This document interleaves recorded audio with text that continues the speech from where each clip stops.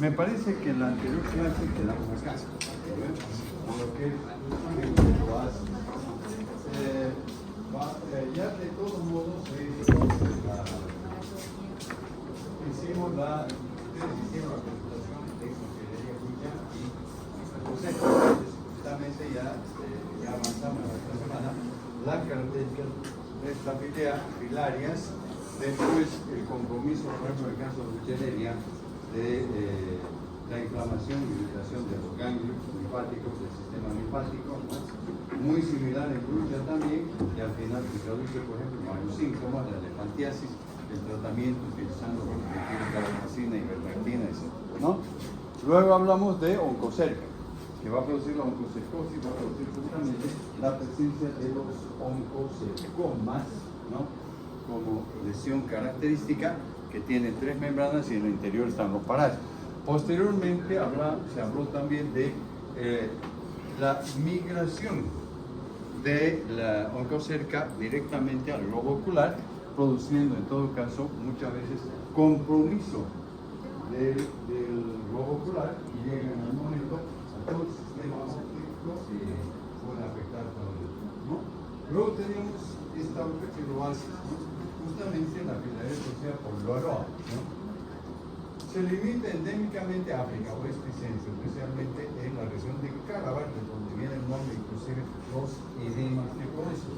Y en algún momento va a pasar por la conjuntiva sin el mismo daño que ocurre con el cerco. Bueno, el parásito adulto dentro de lo que es el organismo en el tejido conectivo humano y se desplaza a la sangre en algún momento. Posteriormente, el parásito adulto tiene una medida de 5 a 7 centímetros por 150 a 250 micros. El parásito adulto macho 3 a 4 de largo por 100 a 150. Es mucho más pequeño, generalmente en relación al parásito adulto, ¿no? Entonces, por ello, voy avanzando en las 2 clases y venimos para poder realizar los mensajes. Las microfilarias pasan a la circulación y tienen que estar. Este detalle de lo que viene a ser, a ver, la parte de las características de las formas larvarias, voy a pasarles un cuadro, ¿no? Para que revisen todos estos detalles, lo que viene a ser, ya sea longitud, después la presencia o ausencia de vaina envolvente, se tiñe o no se tiñe con piensa, luego la disposición de los núcleos, realmente que son gruesos y tienen una superponencia, además digamos del tipo de termoneco. De acá es donde nosotros vamos a ir después revisando y sacando 3 características que van a ser importantes para el reconocimiento y para posteriormente la identificación y el examen. En el ciclo de vida, muy similar a los anteriores, pero en este caso tomamos en cuenta, por ejemplo, tábanos del género Criso, que es justamente el vector de la enfermedad. Toma contacto con la piel, el vector infectado, deposita, digamos, la larva, o sea, al picar, la larva penetra en la circulación, llega justamente a pegarse el brazo cutáneo. Generalmente hay una etapa de desarrollo que no estoy reduciendo un poco, para después los adultos producen la microfilaria. Estas microfilarias están circulando en la sangre por un momento, ¿no? Y ocurre que después, cuando hay un segundo támano que pica, se introduce dentro del limbo, va a, por ejemplo, lo que es el estómago del vector, pasa a los músculos torácicos, llega, va desarrollando los estadios de larva, va a llegar justamente a la prómosis, que es el elemento iniciador del. La patogenia, pues menos afecta con menor intensidad, ¿no? Porque, por ejemplo, la relación se caracteriza con lo que vienen a ser los edemas transitorios, justamente lo que viene a ser que cambia de lugar cuando se desplaza. Por otro lado, ¿no? En el globo ocular los cuerpos pueden circular por debajo de la conjuntiva sin que exista mayormente un compromiso mayor, ¿no? En las manifestaciones clínicas, lo principal, lo que es una inflamación pasajera, por una reacción de hipersensibilidad que se llama el edema de Cava, ¿no? Se nota entre la parte manual, frecuentemente, donde se ve que existe edema en esta parte que está, ¿ya?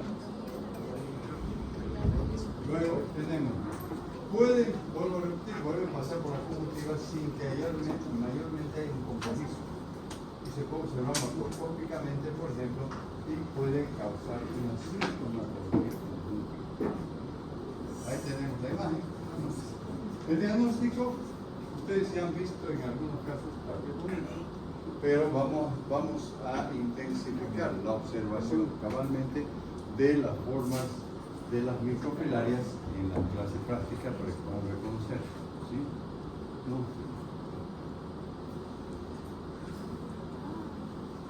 No sé. ¿Están distrayendo o qué? Están viendo el fútbol. Si no, emprendemos aquí y no lo vemos. Entonces, el diagnóstico, yo voy hablando y voy. No, tampoco lo voy a hacer ni. Bueno, ya la observación de las microfilares, principalmente las microfilares teñidas, las fermentativas.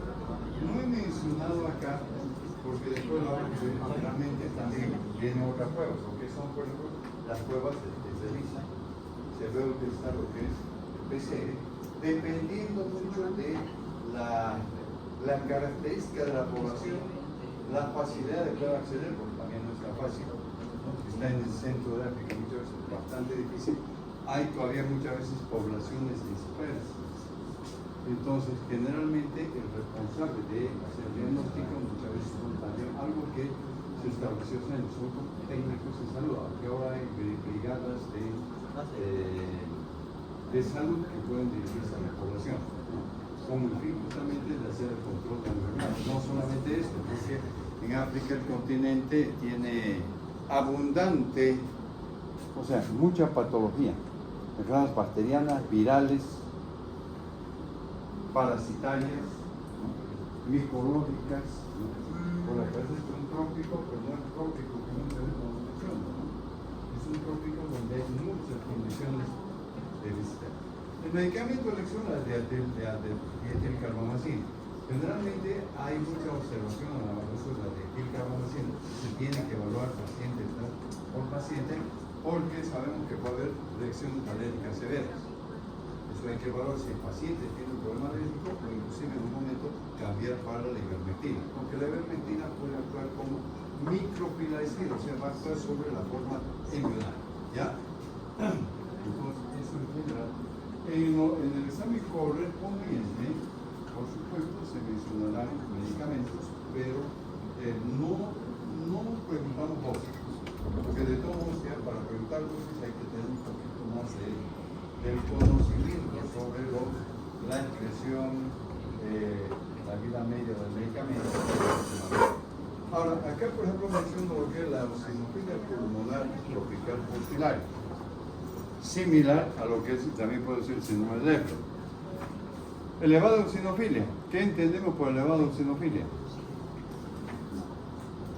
O sea, en el organismo, ¿qué está pasando? Ya, pero ¿qué pasa? O sea, la eosinofilia significa que aumenten o disminuyen. Aumenten, por supuesto. Después, acá por ejemplo, un cuadro respiratorio, tos productiva, no productiva, por ejemplo, respiración radiante en algunos casos del paciente, la linfoadenopatía, aumento también local, fiebre leve y pérdida de peso. Reacción inmunológica a la presencia de bacterias, principalmente lo que es Buchereria y Brucella. Como que en un momento, cuando hablemos de lo que viene a ser el síndrome de Leffler, adelante, vamos a mencionar justamente los factores causantes del síndrome de Leffler. Ya mencionamos en la segunda unidad lo que corresponde, por ejemplo, a asqueromicoides, mucinarias y congroides. Dentro de los nematelmitos, los platelmitos no producen este síndrome de Leffler. Ya hay un cuadro respiratorio, de preparación hemotoica en algunos casos. También las filarias, Buchereria y Brucella pueden ser causantes del síndrome de Leffler. En la siguiente unidad de avance vamos a hablar justamente del síndrome de Leffler y vamos a ver justamente también que todo esto como tema muy propio y en algún momento algún grupo va a hacer la exposición. La patogenia se refiere a un infiltrado de pulmones dependiendo del grado, muchas veces es mucho más leve, pero puede causar un granulón, la formación de una estructura muy propia, ¿no? Que en su interior pueden estar justamente las convencional.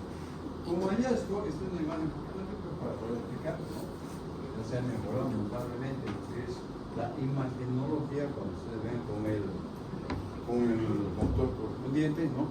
Entonces acá, por un lado, se puede tomar en cuenta la inmunoglobulina sérica, aumento de los anticuerpos, o sea, pruebas de vista para la filaria, y también en la radiografía que va mostrando esto, no es normal. Normalmente teníamos que ver un color totalmente. Entonces hay un infiltrado y eso va relacionado con la sintomatología que produce el parásito, más la investigación o la pregunta correspondiente del cuadro de salud. Finalmente quiero mencionarlo acá en este sentido de que cuando hay una sospecha, por ejemplo, de filariasis con muchería crucial, generalmente en algunos casos se utiliza la metilcarbamazina y se toma algo de fuego. Entonces, usted, a ver, cualquiera de ellas debería preguntar, ¿por qué siempre menciona el metilcarbamazina? ¿Cuál es el punto? O sea, es un medicamento que lo tenemos todavía que incorporar, pero basándonos fundamentalmente en lo que viene a ser evaluar a cada paciente. ¿Tiene reacción alérgica? ¿No tiene reacción alérgica? Es decir, si alguna vez se ha tomado metilcarbamazina, pero mantenemos dentro de esto. Muchas veces el albendazol también o la ivermectina me puede dar una respuesta cuando es confirmada de que se trata de que hay una infección bacteriana, ¿no?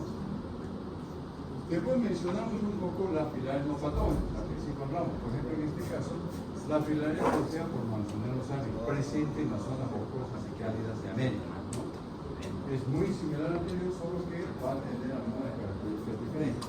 En el cuadro que voy a pasar yo tarde o mañana, hay un cuadrito donde están justamente las 7 microfilares. 4 importantes que nos van a interesar a nosotros, y las 3 no patógenas, pero obviamente no vamos a estar observando en la parte microscópica. El parásito adulto, cavidad abdominal y torácica, ¿no? Puede llegar a nivel del mesenterio gracias al visceral. Muchas veces un hallazgo con el paciente dice alguna sintomatología que no siempre va a ser la necesidad.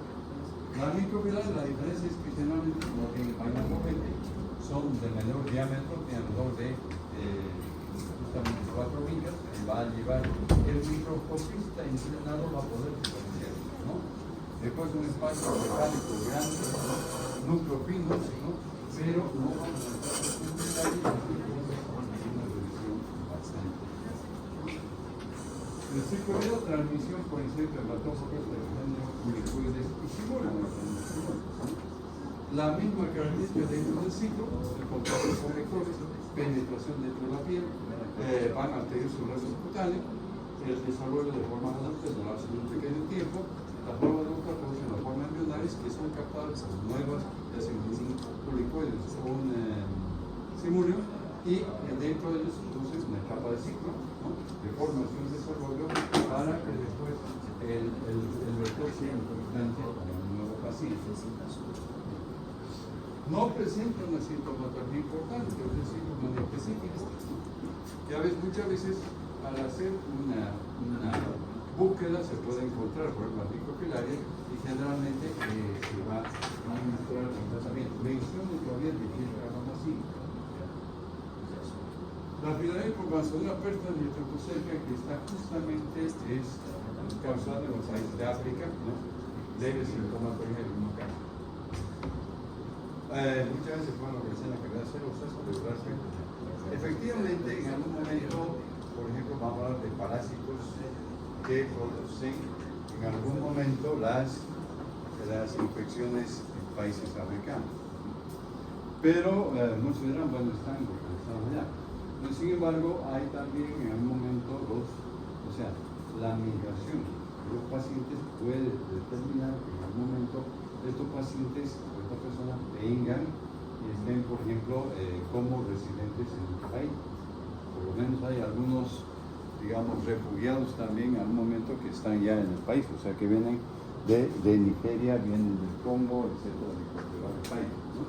Entonces, sintomatología muy leve, cavidad serosa, pleural, peritoneal, mesenterio, las imágenes que tengo son de unas formas embrionarias porque también dentro de las poblaciones se puede utilizar, por ejemplo, lo que es la piensa y también lo que es hematocilina, ¿no? Los cuales verán la misma característica, 4 metros, vaina ausente, etc. Esto no voy a entrar mucho en detalle, pero lo pongo acá para las características para poder diferenciar. Esta es la electrocerca, 5 metros, fíjense que son mucho más delgadas al de otro.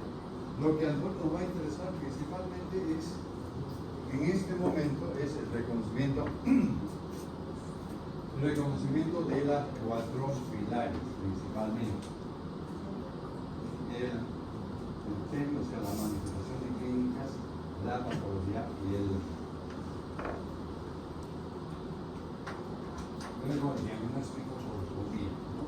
El ciclo también, la misma forma, como verán, muchos ya han descrito en un caso de Cereria y Crucia, posteriormente ya hablará alguno de Valoa y luego cambiar, que es la pilaria más Chinela, Valoa, Chinela y el Pitosoma en Monzón. El mismo ciclo, la misma característica, solo que generalmente son varios comunicoides. Voy a ajustar un poco la proporción correspondiente de vectores a todos los vectores determinados, pero eso hay que ver diferentes características. No puede ser una patología específica, observación de la micropilar en sangre, ¿no? El tratamiento de ivermectina, aquí es más amplio, ivermectina, levatisol, ¿ya? Que es más importante porque más amplio el tratamiento de acuerdo a las experiencias en los pacientes, ¿no? De ivermectina, 140 miligramos, única, o a veces se da por varios días, levamisol y albendazol.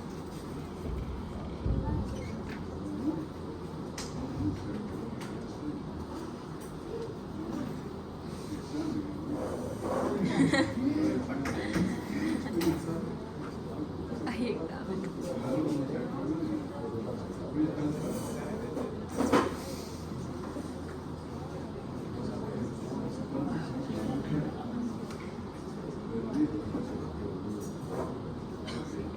Lo importante es que no se distraigan, porque no es solamente en casos, sé que muchos docentes se van volviendo para atrás porque están pensando que no están captando. No sé, por lo menos yo no podría estar mirando el teléfono y estando escuchando la clase, no me da.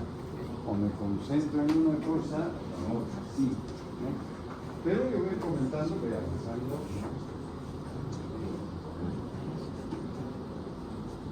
Ok, ya hemos visto en la lámina lo que es la trichinela epiral. El mecanismo de transmisión justamente es por el que se alimenta, el carnivorismo. Se puede mantener, se transmite también por más doméstico, muchas veces se va a mantener dentro de la parte ecológica, por un lado, ¿no? Y también se habla de un ciclo sinantrópico. Regiones del mundo, el ciclo de transmisión silvestre. En países latinoamericanos tienen una importancia clínica y epidemiológica. Argentina, Chile, Uruguay, México, podemos incluir también Bolivia en un caso, en la identificación del ciclo de transmisión de algunos países europeos. El parásito justamente es un pequeño nematodo de color blanquecino. Las espirales mide 2,4 milímetros, generalmente la hembra es vivípara. ¿Qué significa? Que no produce huevos, directamente produce la parte de las larvas. Las larvas se establecen en los núcleos, ¿no? Y se forman un quiste, lo que les he mostrado, y espero que algunos hayan podido mirar la preparación. Ahí estaba con 10, donde se podía perfectamente apreciar la forma de la larva, ¿no? En todo caso, para poder identificarla, ¿no?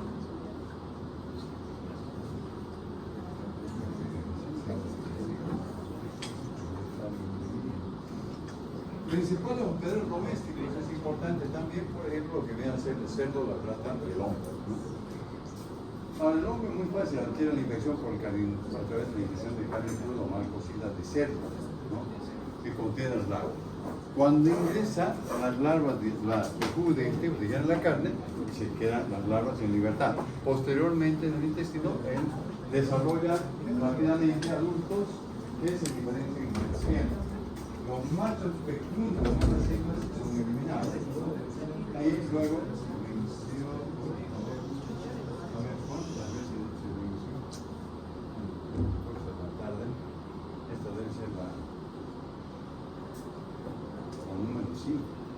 no sé.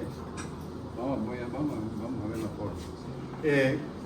¿No? Y luego, por ejemplo, ya al cabo de un tercer o quinto día va a ocurrir la postura de las larvas directamente, ¿no? Y luego, cabalmente, con medio de 100 hasta que va a pasar unas 1500 larvas y 80 se penetran en el organismo y muchas veces va a llegar directamente a justamente uno de los factores es que puede llegar directamente a nivel de la fibra muscular. No en todos los casos se llega, pero de todo podemos ver generalmente en el ciclo de Inés, ¿no? Que ya mencionará el grupo en la nacional. La presencia de hembras grávidas dentro de la patología, por ejemplo, por otro lado, la invasión del poder sanguíneo y la diseminación de los larvos pocos órganos implica que he puesto una imagen que no propone esto para mostrar que pueden pasar por diferentes órganos a nivel del intestino, va a llegar al músculo, va a llegar justamente en un momento el corazón y el cerebro como complicaciones importantes. ¿Ya? Por un lado, cuando invade la fibra muscular, o sea, destrucción parcial de estas fibras, lo que determina va a producir, por ejemplo, los procesos inflamatorios, ¿no?, de los músculos. El fenómeno toxialérgico que se puede tomar en cuenta es causante del síndrome infeccioso y muchas veces de la manifestación de clínicas a distancia, ¿no? La mialgia implica, por ejemplo, un proceso de una miositis cuando generalmente va a haber un problema, porque esto es por ejemplo una larva inquistada que está en el músculo, ¿ya? Entonces, las manifestaciones clínicas, periodización de síntomas oculopalpebrales, lo que se encuentra importante. El edema palpebral, cabalmente, puede ser bilateral,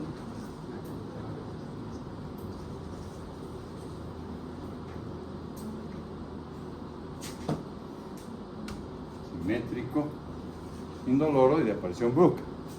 El edema, o sea, el paresto está en el intestino, pero a nivel del globo ocular se presenta el edema, ¿no? Probablemente una infección conjuntiva, no detecta todo un problema muy serio al respecto. Después, edema palpebral. También, por supuesto, si el paresto está localizado en la parte del intestino, va a determinar un dolor abdominal difuso, signos de gastroenteritis, puede ser un signo inicial, dolor abdominal difuso, diarrea. Aquí, por ejemplo, si yo le señalaría, indique 3 síntomas principales producidos por triquinales espirales, tendríamos que mencionar el edema palpebral, tengo que mencionar lo que es los síntomas gastrointestinales, dolor abdominal, diarrea, etc., ¿no? Es importante para tomar en cuenta, ¿no? Y después ya hablaremos de esto, ¿no? Periodo de estado ya aumenta y también se traduce y puede provocar en su momento, si está en una persona clínica, lo que es las mialgias de intensidad variable que se desencadenan con movimientos. Muchas veces, dependiendo de la relación, movimientos del paciente, o algo así, incluso muchas veces movimientos de respiración, masticación y deglución cuando puede afectar, por ejemplo, a diferentes órganos, ¿no? Entonces hay que tomar en cuenta las mialgias también como un signo importante, ¿no? En alguna oportunidad, por ejemplo, periodo de inicio menciona la alimentación clínica, luego viene el periodo de estado, pero se puede tomar en cuenta ambas manifestaciones. No siempre tomamos en cuenta una, sino la diferente. ¿Qué pasa con el compromiso del sistema nervioso como complicación? Proceso inflamatorio, grave proceso inmune, depende mucho del factor inmune. Acá, el trichinella espiral o larva va a detener un proceso inmunológico que va a ser responsable muchas veces de fenómenos cruciales y del compromiso que nos va a presentar en ¿ya? Puede haber, o sea, en un grado menor, una meningitis mesencefalitis, porque de todos modos, si no lo han estudiado todavía, pero lo van a estudiar más adelante, sobre todo sobre la meningitis, especialmente la meningitis meningocócica, que determina todo el problema. Puede haber una meningitis por TB también en un momento, cuando el paciente, por ejemplo, tiene una baja de defensa. Pero la parte meningitis TB, meningitis meningocócica, corresponde a la clase de microbiología, ¿no? Pero en este caso es mucho menor. Y además se tiene que hacer la diferencia de acuerdo a las características del usuario. Las células miocárdicas entre los 5 a 7 días hasta las 7 semanas. Al paciente lo cual se prolonga la presencia de las manifestaciones clínicas en el organismo. ¿Ya? La migración de las larvas por tejido cardíaco.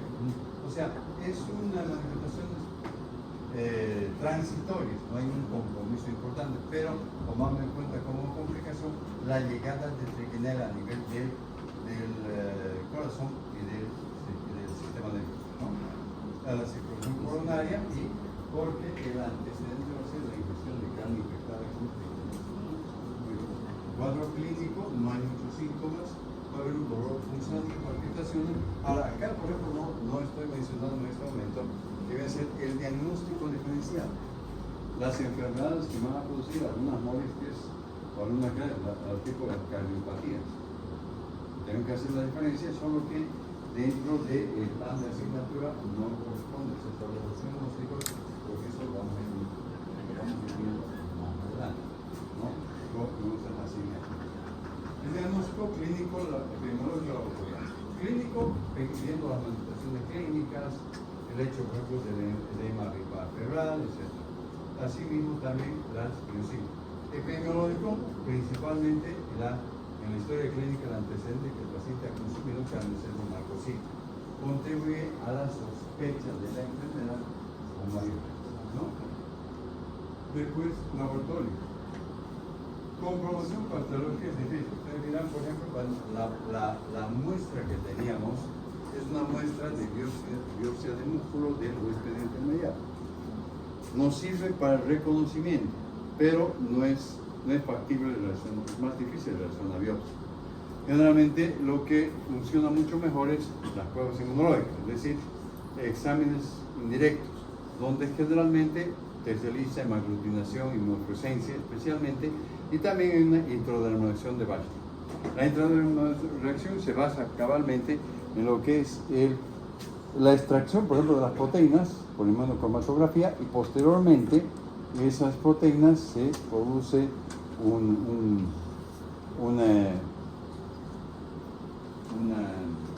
reactivo, que se aplica posteriormente por debajo de la piel, por aplicación subcutánea, y que se observa a cabo de 30 o 24 horas la presencia, por ejemplo, de un eritema o una roncha comúnmente.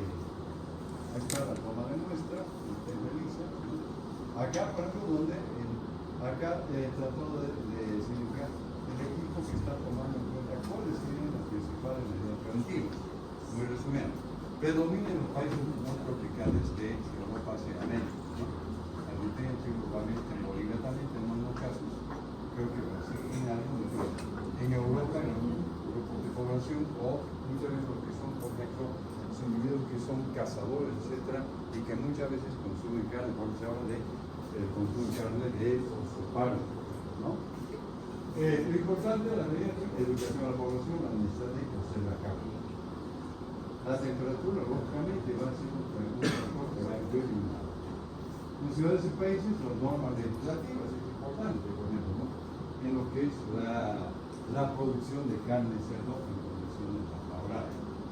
Dentro del tratamiento, los antiparasitarios, el albendazol, megamazol, funciona bastante bien, ya sea 400 miligramos. Yo menciono dosis, pero, como digo, por ejemplo, utiliza por unos 15 días.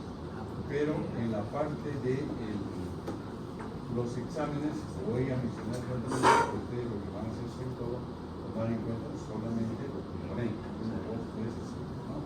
En nosotros 100 a 400 veces por día, ¿no?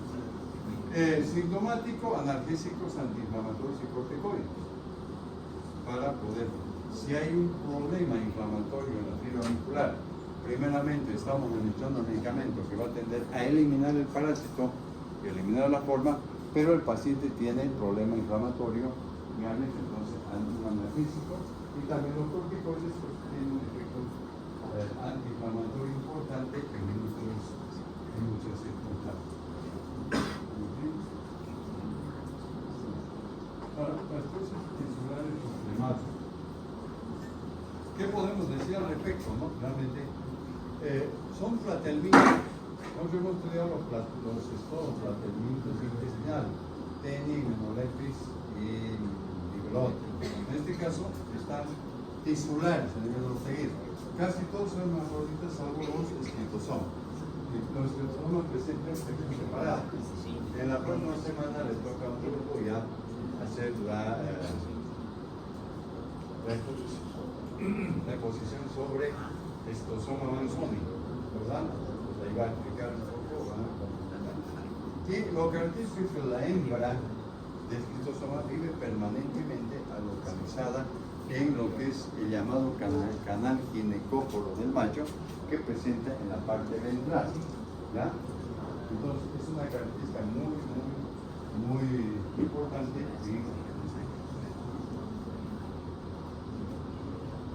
En sí, por ejemplo, presenta un ciclo evolutivo muy grande de multiplicación asexual en lo que viene a ser los moluscos. Los moluscos que forman parte de lo que es el ecosistema, que en esta forma serían los caracoles. Caracoles específicos para el desarrollo de los esclitosomas, ¿no? Y después la parte sexual invertebrada, los hombres, ¿no? En el ciclo tipo modelo de los nematodos se puede observar la secuencia, por ejemplo, de lo que es Miracillo, Esporoquise, Redia, Cercaria y Betacercaria. Vamos a ver que hay una diferencia entre esclitosomas y fasciolas. Los huevos presentan variedad de formas y tamaños característicos, ¿no?, de los esclitosomas.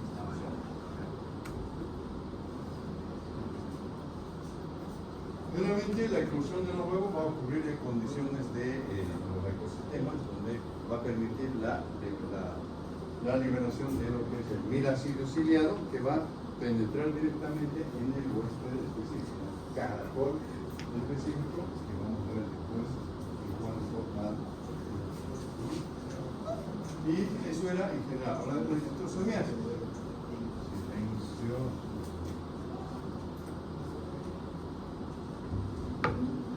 Bueno, generalmente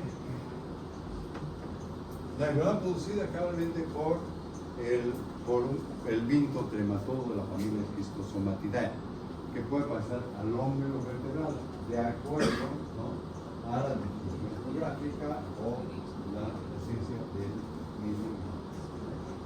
Tres especies que parasitan al hombre: Manzoni, Hematobium y Japonia. El Manzoni, por ejemplo, que es lo que vamos a ver en la siguiente, pero fíjense, una imagen, ¿dónde se observa? Hay otro que es el esclitosoma Mecón, pero que no está muy frecuente en la vida. Acá está la tres, ¿dónde se localiza? Normalmente son Manzoni en las venas mesentéricas y restos articulares del coro. Hay una diferencia entre las tres especies. Fíjense en la estructura externa, que son tubérculos en la cutícula. De acuerdo al tamaño, de mayor tamaño se corresponde al esclitosoma manzoni, en cambio intermedio a Hematobium y mucho más pequeño que corresponde a esclitosoma javónico, ¿no? La localización va a ser diferente. Por ejemplo, en este caso es venas mesentéricas versus hemorroidales del colon. Luego tenemos el esclitosoma Hematobium, vénulas vesicales, o sea, esta localización en otra parte, y japónico, vénulas mesentéricas del intestino delgado. Es diferente la localización y de acuerdo a eso va a determinar lo que son las formas clínicas. Los adultos alargados clínicos no son muy grandes, 15 a 20 milímetros, ¿no? Son machos más pequeños, parece más grande porque está abierto el canal ginecóforo, ¿no? Entonces eso permite la morfología de los huevos, que aquí estoy ya en la parte práctica, no se ve con mucha claridad, pero hemos visto Manzoni y Hematobium. Manzoni está un poco transparente, no es un color café, pero vamos a ver. Ahí tenemos, ¿no? Se puede ver en la parte práctica, hay una sola preparación, pero está 100 a 150 micras y lo más característico es la espina. Lo permite, la imagen por lo menos en el microscopio está un poco, digamos, un poco no muy clara, pero moviendo el micrométrico se puede apreciar. Es importante porque es la única lámina que tenemos, se toma, la lámina está sellada y puede ser convertida. Al lado tenemos el espectrosoma hematóbico de color amarillento. Generalmente la espina está en un extremo, se llama proximal o distal. También puede ir 100 a 150 micras. Después ya veremos en más detalle la característica. Acá tenemos los huevos intermediarios, pertenecen a caracoles de diferentes géneros. Por ejemplo, Bronfalaria para Manzoni, Polino para Hematobium y Oncomenaria para Japón. ¿No? Son las formas que van a específicas de acuerdo a la distribución. Ciclo de vida. Generalmente, ¿qué es lo que va a ocurrir? Los paréntesis están localizados a nivel del intestino, de los plexos hemorroidales, las vénulas, vénulas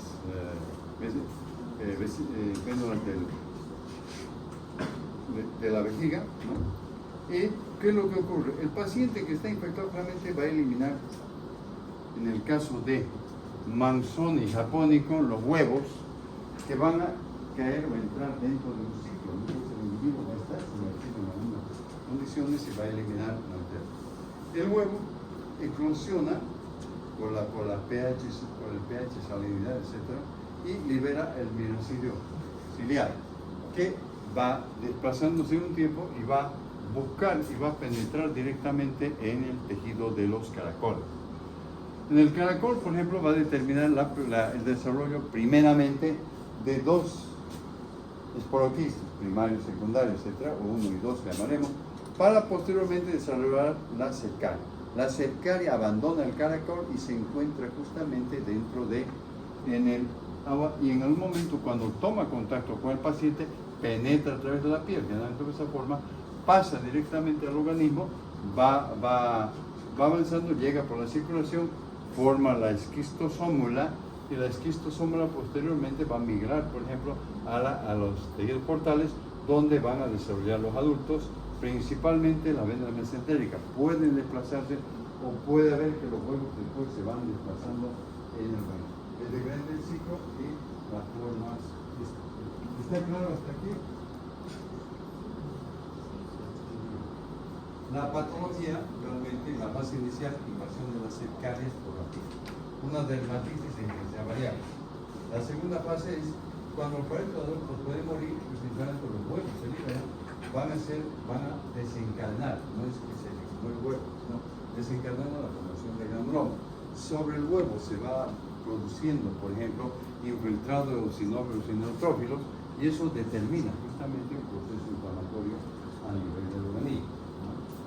Hay que vamos a ver, por ejemplo, las diferentes formas de hepatoesplénica, digamos, lo que es la parte pulmonar, etc. Granulomas, realmente puede haber una microtrombosis y absceso que se presenta. ¿Cuáles son los mayormente afectados? Hígado, vaso, colon, pulmón y hígado. El hígado, la presencia de algún organismo en su interior determina primeramente una hiperplasia y que puede consecuentemente una hipertrofia, ¿no? El pulmón, lesiones parenquimatoras. Muchas veces puede haber un compromiso importante que va a dificultar la Ahí tenemos un caso, ¿no? Estas son las formas clínicas que voy a pasar rápidamente de lo que se puede presentar una aparente alguna intestinal. He resumido un poco, por ejemplo. Cuando veamos esto y vayamos repasando, va a ver, por ejemplo, que se va a ver de las formas, la forma intestinal.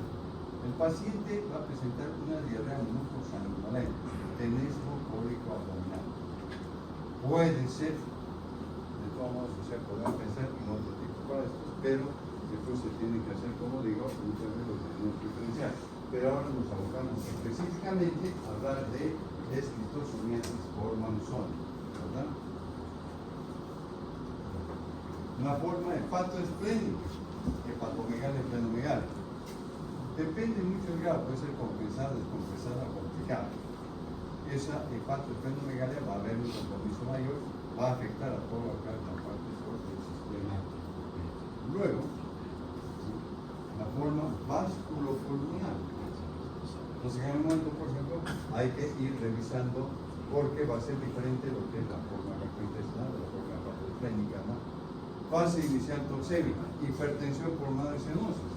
Está dificultando la parte respiratoria. El paciente va a presentar una necesidad de esfuerzo, palpitaciones, una congestión pulmonar cianosis, observada en esta, ¿no? También está hablando de tratamiento. Es factible encontrar el síndrome de Katayama, con lo que nosotros es escalofrío, fiebre, debilidad, hepatoesplenomegalia, ¿no? Que la primera manifestación de la esquistosomiasis se debe a la penetración de las fecales inhibiendo el PCC, ¿ya? Cuando el paciente está sumergido, ¿no? Determina un periodo febril.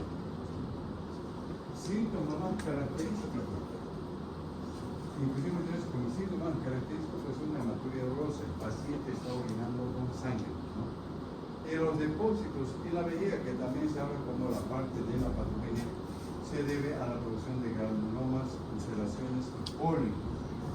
Y la hematuria produce la anemia grave, el paciente que tiene una excesiva presencia, ¿no?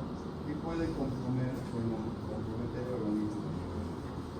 Dolor en la región suprapúbica, cólico vesical sistémico crónico, ¿no?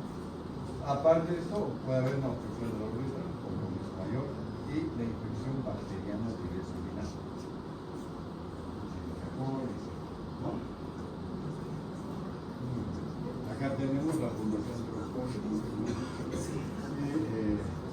Bueno, voy a quedar acá porque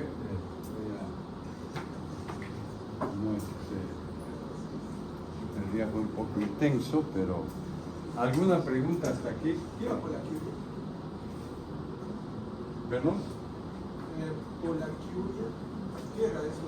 Polacuria es aumento, justamente aumento en la micción, o sea, el paciente está orinando muchas veces en infección urinaria, entonces puede aumentar directamente, ¿sí? Tenesmo es justamente puede haber, ya mencioné el término de tenesmo en el caso de Churro, ¿no? Sensación, por ejemplo, de que el paciente de que está ocupado, ¿no? Que el paciente tiene puede ocurrir un tenesmo a nivel de vejiga, un paciente que tiene la necesidad de eliminar la orina, aumentar la micción, ¿no? Así, puedes encontrarse con esto, ¿no? ¿Alguna otra pregunta? Ahora, ya conversamos hace algunos días. En la próxima semana está señalado claramente con ustedes el 14 de mayo, ¿no? Para que hagamos lo que es el segundo